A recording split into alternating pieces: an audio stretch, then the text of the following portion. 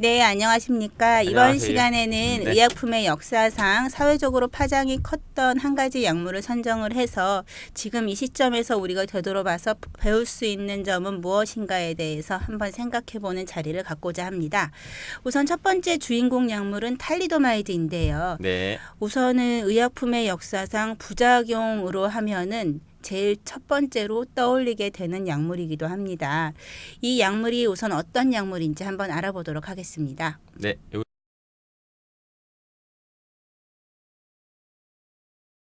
이제 독일에서 개발이 됐던 약인데요. 그 시점에는 이제 기적의 약으로 불렸습니다. 네. 일단은 부작용이 없다고 이제 회사에서 만들어서 선전을 계속했고요.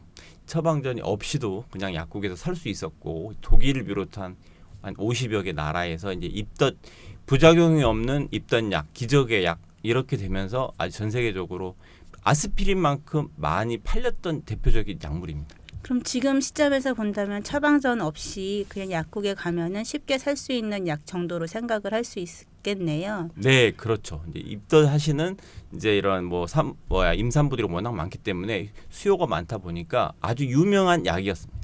그렇게 되면 이 부작용에 대한 내용을 알려지게 된 건 어떤 계기가 있었나요?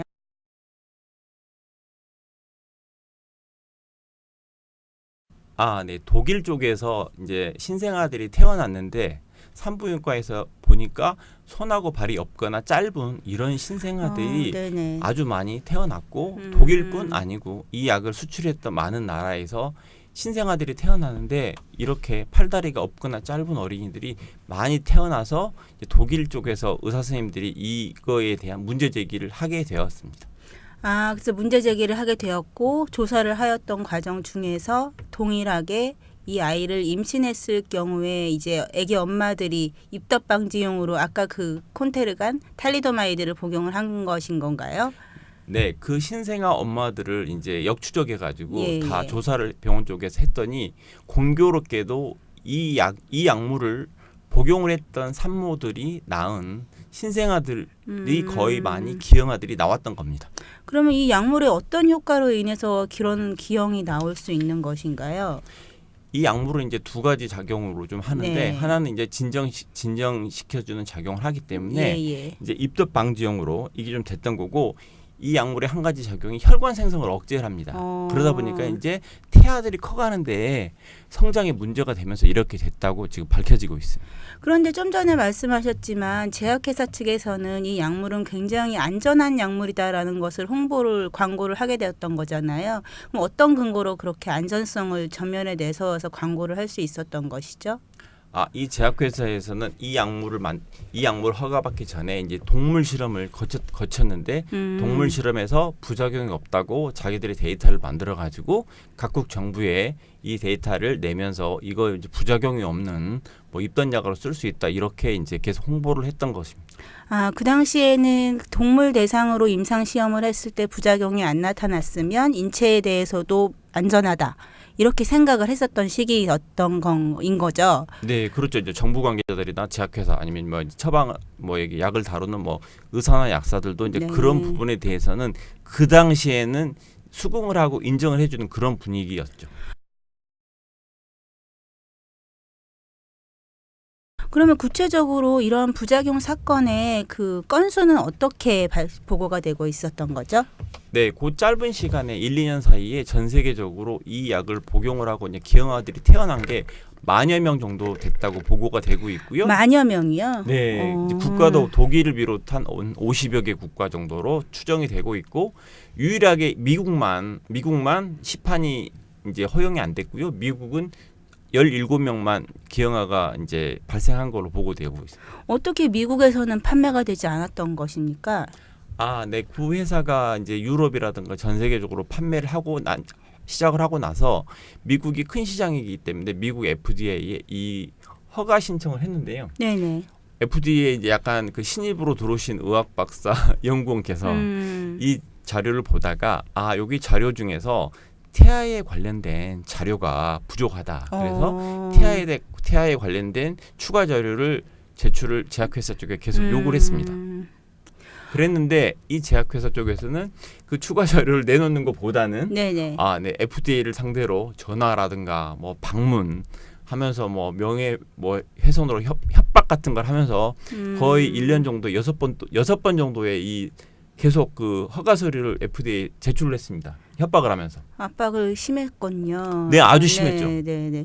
근데 보통의 일반적인 안이한 시각을 가졌더라면 세계 여러 국가에서 사용되었던 약이니 당연히 안전하겠거니 하고 이제 허가를 했을 법도 한데 그 심사관 같은 경우에는 굉장히 어떤 보면 과학적 양심을 갖고 심사에 임했던 것이라고 볼 수 있겠네요. 네, 그렇죠. 이분이 켈시라는 이제 연구원이신데요. 네네. 이분이 그때 당시 이제 두 가지였던 것 같아요.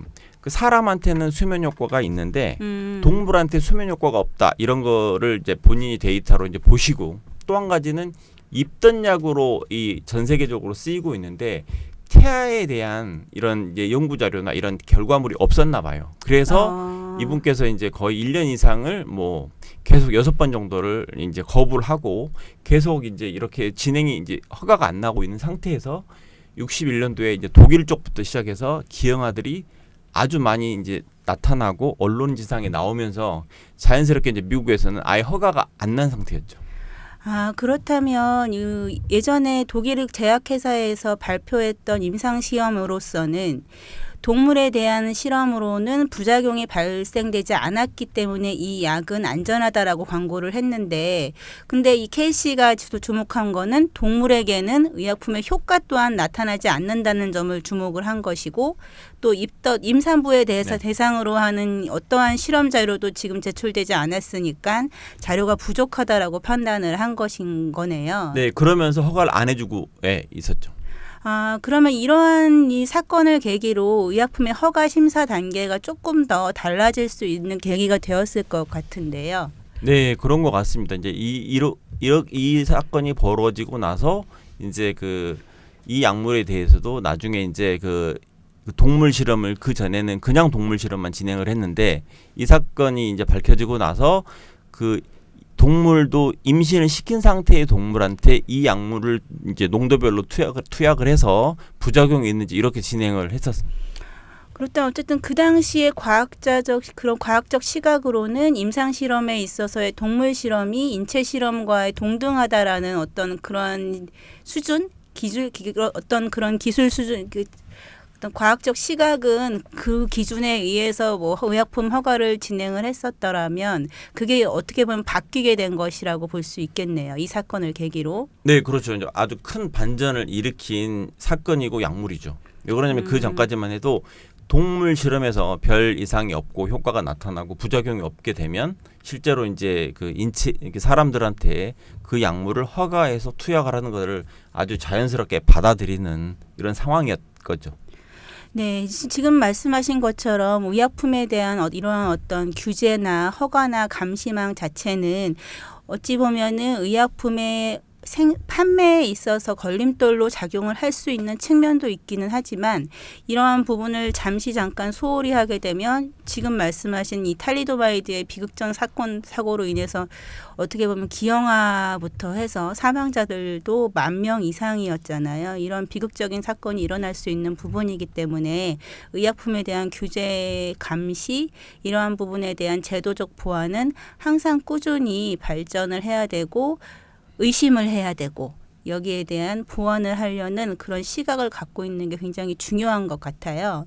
네, 그렇습니다. 이게 이제 이런 의약품은 전 국민을 상대로 전 세계인들을 상대로 하기 때문에 이제 허가권자들이 어느 정도의 그 처음의 과정하고 중간 과정, 나중의 과정 중에서 정말 안전할 수 있는지 이게 부작용이라든가 어떤 상태로 나중에 벌어질 수 있을지라든가 이런 부분들을 아주 체계적으로 정확하게 입증이 되지 않으면 쉽게 허가를 안 내주는 이런 형태로 점점 더 강화되어야 될 거라고 생각을 합니다.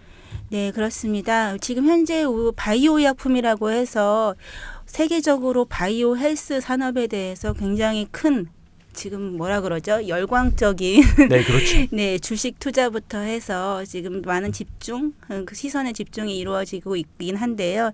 이 탈리도마이드 사건에서 보듯이 어떤 산업 성장의 효과보다도 분명 그러한 측면도 있지만 의약품 이기에 건강을 다루는 어떤 그런 상품의 특성이 있기 때문에 안전성에 대한 부분은 항상 염두에 두고 제일 첫 번째 가치로 생각을 한 다음에 어떤 뭐 허가라든지 심사 절차가 개선이 돼야 된다는 거는 꼭 필요할 거라고 보여집니다.